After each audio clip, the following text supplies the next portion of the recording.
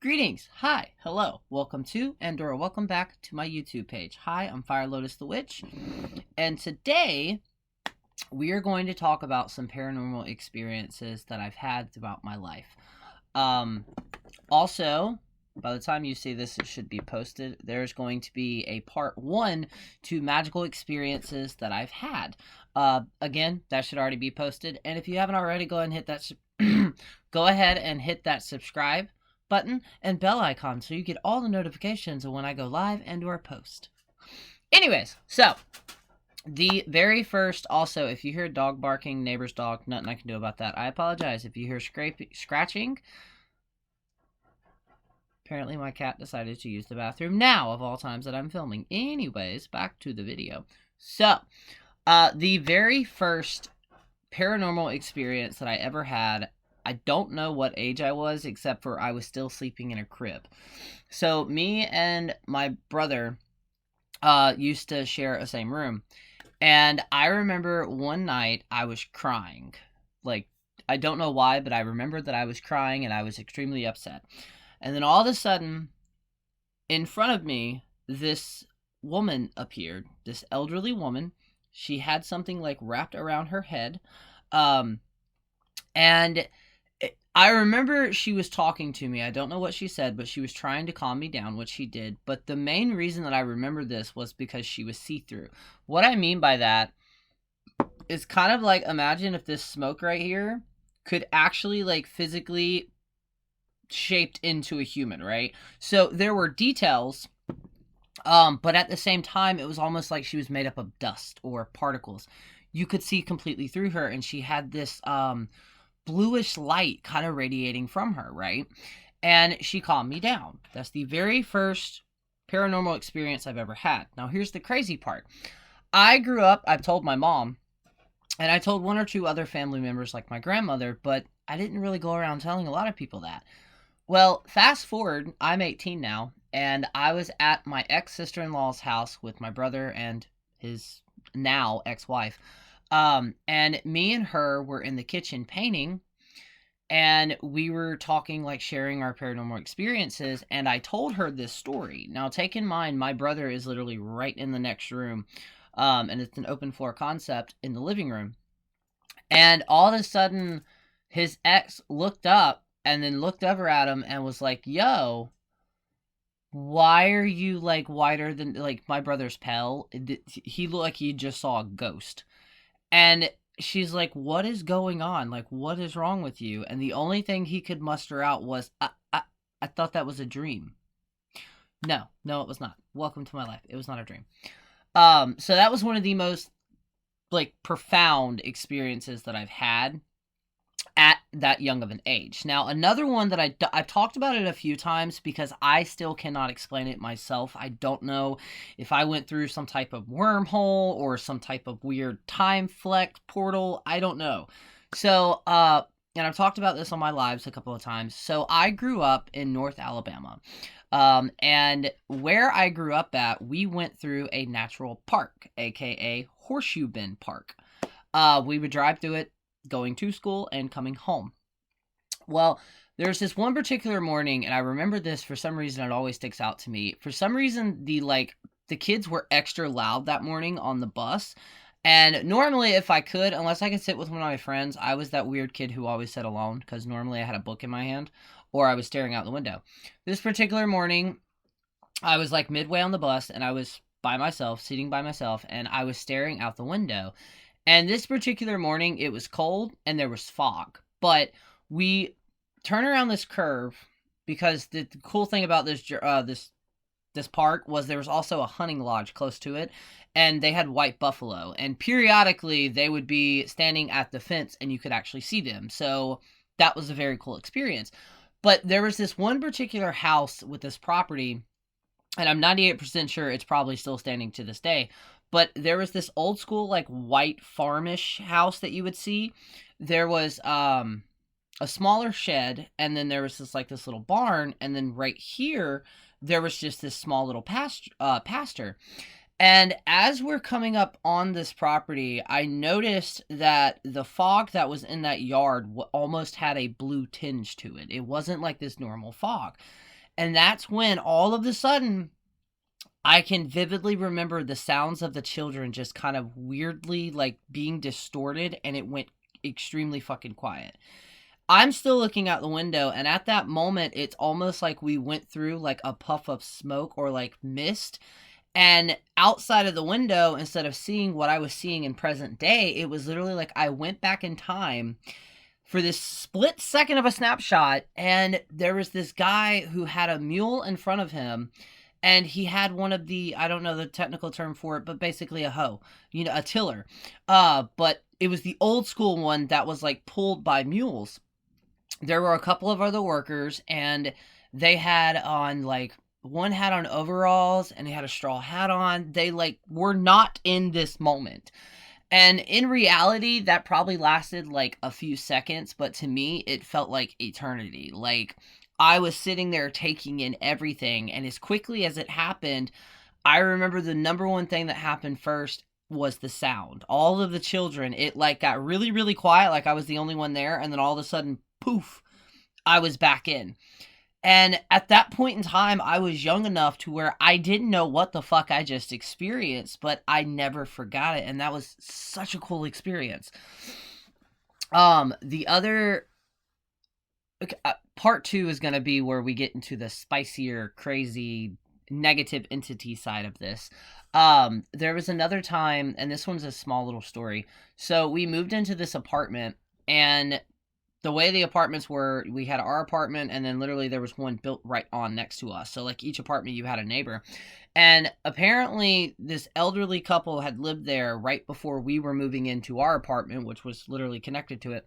Now this is also huge in my life because this is when I literally had came out of the closet. I told my mom officially around this time that I wanted to practice witchcraft. And it just so happened that the neighborhood we moved into, about 3 apartments down, was a coworker that she worked with who eventually became my very first mentor. Technically my first and only mentor if we're not counting my ex when me and him used to practice together. So basically the elderly couple who lived there before, one of them had fallen and apparently was trying to get help. So they picked up a hammer and started banging on what would then be my bedroom. And they would bang on it, and apparently they passed away. Now that happened twice. Like 2 elderly people had passed away in that apartment before we moved there, or at least the apartment next door. So me and one of my friends came over, and I had gotten the Ouija board that they sold at Hot Topic, or Spencer's. I think it was Spencer's, and or at Walmart. It was the glow in the dark one, and I'd fucked around with it a little bit by myself, but I'd never had somebody else that could also share in the experience with me. So I came up with this saying because for some reason at some point in time I was told that you had to activate the Ouija board. And I know I'm pronouncing that wrong. I'm sorry. Look, I'm country, okay? I have that southern accent, which I need to start talking more in. But I came up with this saying, "Oh, Ouija, give me the power that I command." And that was my safe way. I guess it was just a safe way, like in my head, like the board would not activate or open unless otherwise. There are 2 other experiences that I'm also going to be sharing.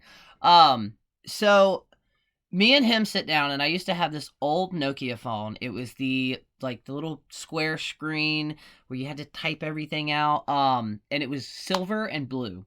And I remember this because the wallpaper on it was roses, but it was a very intense picture of roses. So I pull out my I set up the recorder on the phone because I was like, if anything's happened, we're at least going to be able to get an EVP at this. Take in mind, this is before Ghost Adventures. We only had taps, and there was another one where they would like send these people to the actual haunted location, and they would lock them in there for 24 hours. That shit scared the fuck out of me when I was little. Anyways, so I knew a little bit about the paranormal field, right? Now, this is actually before I fully actually started investigating. But we're sitting down, and we say the saying. Nothing really happened with the board itself. The interesting part was when we played the audio back, because even before I fully understood, like, debunking shit, I knew that we needed to do an experiment, because when we played it back, there was a third demonic sounding voice with our voices. And at first, natural assumption was somehow we managed to record it as we were both saying the exact same thing, so the audio overlaid on itself. There you have the third sounding voice. So we actually attempted to do these experiments with actually, you know, basically trying to get us to copy each other to see if it was just our audios overlinking one another. Still to this day, I have no fucking idea, and I have that phone somewhere, or at least I have the SD card that went with it. So that was one cool experience. Now here are two other ones. So my Aunt May passed away, and that particular, around that area, right after the viewing, I stayed at her house, which was actually my aunt's house because they all lived together. And I was sleeping in the living room on the couch. And if you grew up in the 90s, you know the couch that I'm talking about because almost every single fucking household that I ever knew had it. It was that old school flower, like floral, tan, and almost reddish brownish color because it also came with like the end tables. If you don't know what I'm talking about, just go type in 90s furniture. But I was sleeping in that, and she had her chair over here. It was a recliner. She had a little table right there. My Aunt May did. And that was her place. Like, she had her set, right? She had her things set in her ways. I wake up in the middle of the night to see my Aunt May, who we put in the ground the following day, or the day before that, we literally put her in the ground. I saw her walk out of her bedroom, walk into the living room. She stopped, looked directly at me, and kind of smiled. And then she went to walk into the kitchen and just completely vanished. 3 other family members also saw her at that exact time.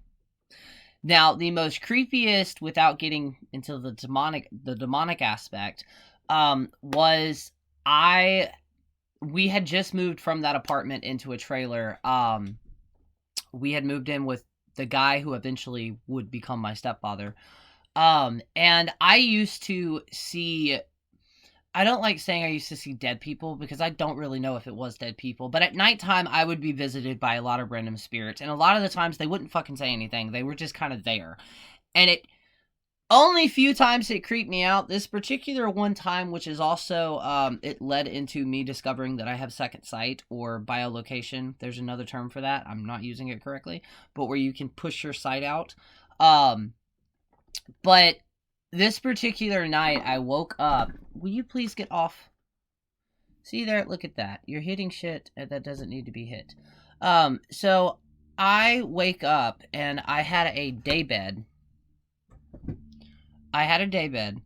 And the daybed was pushed against the trailer. I mean, it was pushed against the wall. Sorry, my cat is distracting the hell out of me. And the reason I'm saying that is because there was only this point and this point that was free. Everything else was against the wall.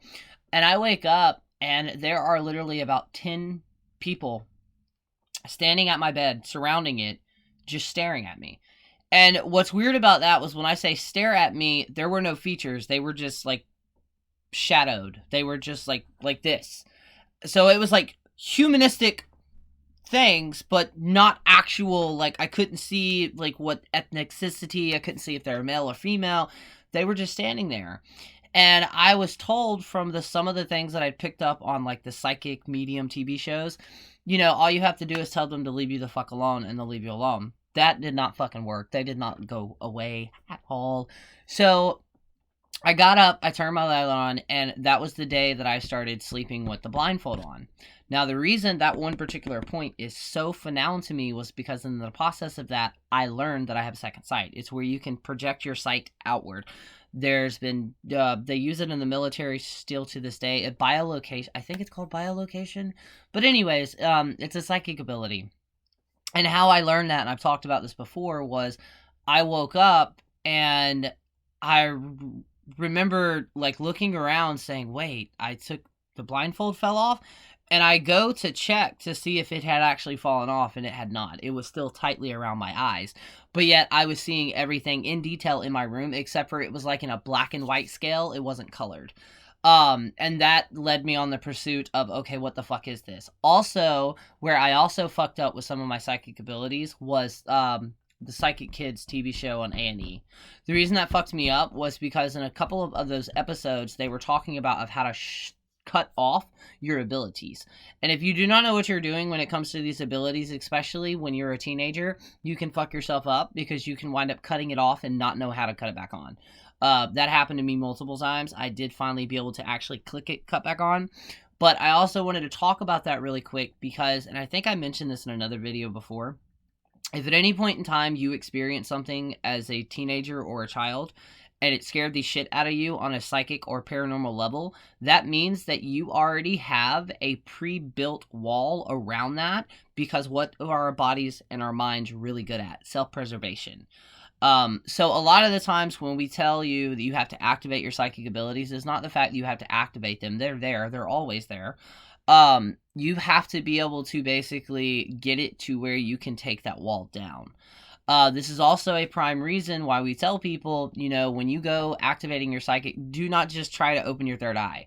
Why? Lotus, I've been hearing this all over the place. Why is it so bad? Imagine being born blind, right?